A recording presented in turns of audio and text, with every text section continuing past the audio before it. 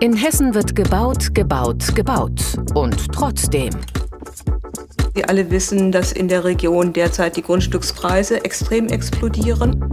Auf teure Grundstücke folgen hohe Mieten. Bezahlbarer Wohnraum in der Stadt ist rar. Wir haben Angst davor, dass jetzt weiter die Mieten steigen. Ja, und das heißt quasi, dass wir, also wenn das jetzt nochmal passiert, dann müssen wir raus. Gegen wirklich höhere Mieten kann man wahrscheinlich nicht angehen. Zwischen Luxus und Notwendigkeit. Max will wissen, wie wohnen wir in Hessens Städten? Hier vorne entlang der Hannah-Arendt-Straße werden die Sozialwohnungen entstehen. Und wo wir gerade hier drauf gucken, ist das zentrale Baufeld, auf dem gemeinschaftliche Wohninitiativen unterkommen werden. Max auf der Philosophenhöhe in Gießen. Hier entsteht ein Neubaugebiet. Jahrelang hat Stadtplaner Holger Hölscher an diesem Projekt gearbeitet. Das Grundstück hatte die Stadt dem Bund abgekauft. Vorher wurden hier Panzer vom US-Militär abgestellt. Jetzt entstehen Mehrfamilienhäuser sowie Sozial- und Eigentumswohnungen, inklusive Kita und umweltfreundlicher Energieerzeugung. Ansonsten wird das hier ein Wohngebiet mit also sehr sozialen Ansätzen, mit schönen Grünflächen, mit Treffpunkten, mit entsprechendem Spielplatz. Die Philosophenhöhe ist nur eine von vielen Neubauprojekten in der Stadt. Gießen wächst schnell, sagt Holger Hölscher. Genauso wie viele andere Regionen in Hessen. Der Bedarf ist riesig.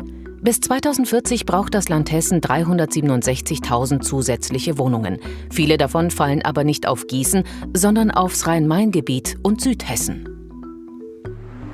Herausforderung hierbei? Gerade sind die Mieten auf Höhenflug, Beispiel Frankfurt. In der Main-Metropole sind die Angebotsmieten in den vergangenen 10 Jahren um etwa 1/3 gestiegen. Viele Menschen können sich das nicht leisten. Das hat mehrere Gründe. Max trifft Gertrudis Peters von der Architekten- und Stadtplanerkammer Hessen.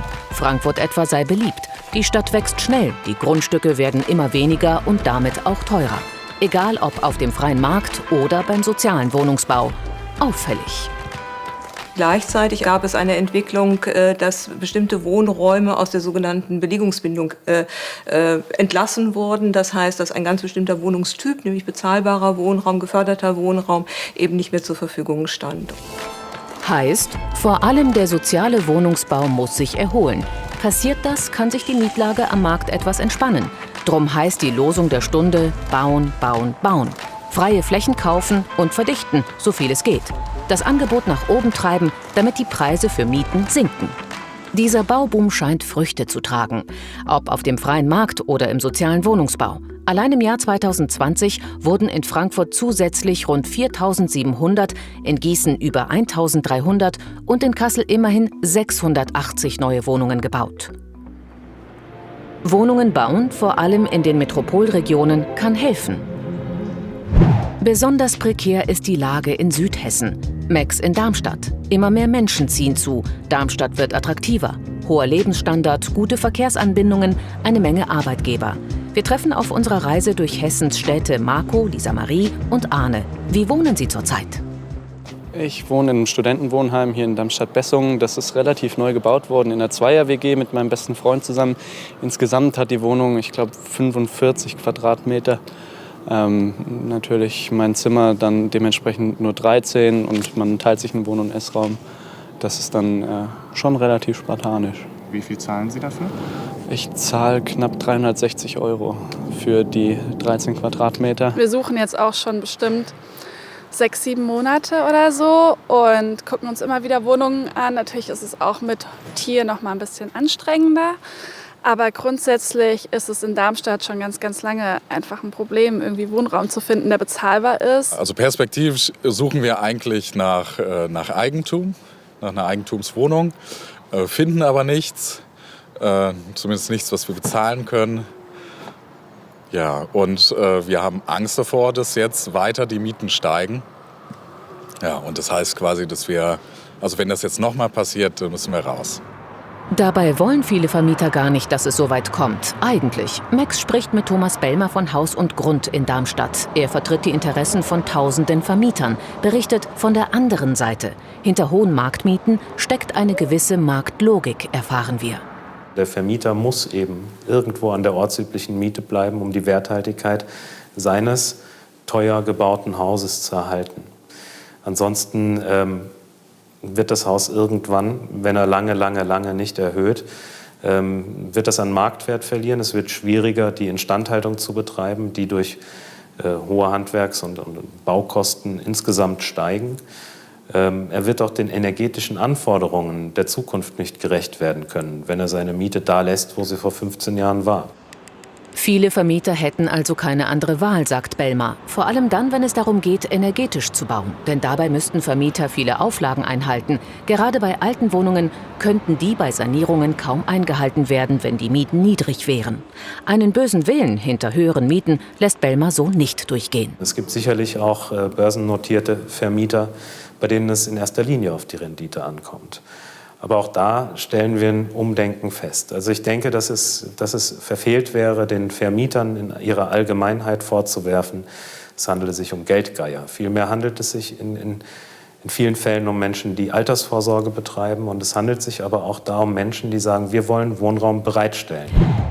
Max zum Schluss noch einmal in Gießen. Die Stadt hat Glück, sagt Stadtplaner Holger Hölscher. Denn neuer Wohnraum entsteht. Hier sollen auch in Zukunft viele alte Plätze in Wohnflächen umgewandelt werden. Wie etwa hier beim alten Motorpol-Gelände. Gegen wirklich höhere Mieten kann man wahrscheinlich nicht angehen. Es bleibt immer ein Neubauquartier. Wir werden Neubaumieten dann eben auch haben. Aber wir können hier auch Sozialwohnungsquoten festlegen. Wir können hier auch ein Baufeld sichern für gemeinschaftliche Wohninitiativen, die sich selbst organisieren und relativ niedrige Mieten für sich dann auch haben. Hohe Mieten, weniger Bauplatz als benötigt. Entwickelt sich daraus eine soziale Krise? Auf Dauer kann es helfen, darüber nachzudenken, wie wir überhaupt wohnen wollen. Bloß, welche neuen Wohnkonzepte sind für alle gut? Und da haben wir genau die richtigen Fachleute hier, das beantworten zu können. Wiesbadens Wohnungsdezernent Christoph Manjura ist bei uns und Martin Vacher vom Institut Wohnen und Umwelt. Herr Vacher, das ist ja genau Ihr Forschungsgebiet, Wohnungsbau, Wohnungspolitik. Wie stehen wir denn in Hessen da? Wir stehen immer noch nicht sehr gut da. Wir haben seit 10 Jahren deutliche Anspannung in den Märkten drin. Wir haben ein hohes Wohnungsdefizit. Wir haben massiv steigende Marktmieten, steigende Kaufpreise. Und das nicht nur in den Städten, sondern seit ein paar Jahren auch immer stärker im Umland, auch in der Fläche soweit. Wir haben trotzdem Grund zu glauben, dass es wahrscheinlich in der Zukunft etwas besser wird. Nun fehlen bei uns in Hessen ja allein, haben wir gerade gehört, 360.000 Wohnungen. Die neue Bundesregierung hat angekündigt, bundesweit 400.000 neue Wohnungen zu bauen. Also das passt doch vorne und hinten nicht, ist doch nicht genug. Die 360.000 Wohnungen ist das, was wir ausgerechnet haben bis 2040 in Hessen. Würde ungefähr so bedeuten, wir brauchen so im Schnitt 20.000 Wohnungen in Neubau in Hessen. Das haben wir auch tatsächlich mit viel Mühe in den letzten Jahren erreicht. Also insofern passen die Zahlen schon zusammen. 400.000 Wohnungen bundesweit ist eine deutliche Steigerung. Wir können gespannt sein, ob das sich bewahrheiten wird. Wir können gespannt sein. Ich höre da Kritik durch. Herr Manjura, wo hakt's denn? Sie als Wohnungsdezernent haben das ja genau im Blick, wer was wie baut und warum. Also was die Zahl für Wiesbaden angeht, gehen wir davon aus, dass wir bis 2040 25.000 Wohnungen alleine brauchen. Und die entscheidende Frage ist ja immer, welche Wohnungen werden gebaut und für welche Marktteilnehmer oder viel wichtiger Mieterinnen und Mieter. Nur, dass sie sich auf dem Markt eben bewegen müssen. Und wir haben 2 Entwicklungen in Wiesbaden. Wir haben auf der einen Seite Menschen, die sich auch an mich wenden und dringend eine größere, weil Kinder vielleicht dazugekommen sind und damit aber auch gleichzeitig bezahlbare Wohnungen benötigen. Und wir leben in einer hochattraktiven Region, in die es weiterhin Zuzug gibt und damit auch eine ungebrochene Nachfrage auch nach guten Wohnungen. Und das in Einklang zu bringen mit Planungsgenehmigungsverfahren und der Tatsache, dass nicht jeder sich freut, wenn neben ihm ein Baugebiet entsteht, das ist die Hauptherausforderung, der wir uns seit 10 Jahren gegenüberstehen. Ja, wir tauchen da gleich noch ein bisschen genauer ein. Wir haben ja auch gerade gehört, es sind ja nicht alle Vermieter jetzt die großen Hedgefonds. Da sind ja durchaus Leute auch dabei, deren Altersvorsorge das ist. Wird mit denen noch okay umgegangen? Ja, also ich glaube, dass viele Vermieter, auch gerade private Vermieter, sich freuen und glücklich sind, wenn sie den Mieter fürs Leben finden oder zumindest für eine ganz lange Zeit und mit denen auch einfach ein ganz normales Mietverhältnis haben, ohne dass da im Zweifel alle 2 Jahre, alle 3 Jahre die Miethöhe dann stetig wächst. Also das ist etwas, was wir, glaube ich, bei vielen privaten Mieterinnen und Mietern auch erleben. Wir haben aber natürlich einfach das Thema Immobilie als Anlageobjekt.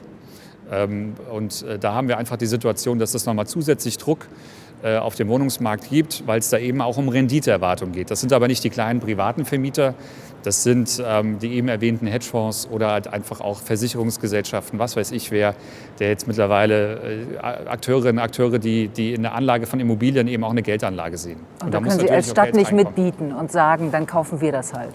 Die Stadt hat ein scharfes Schwert und das ist das Planungs- und Baurecht.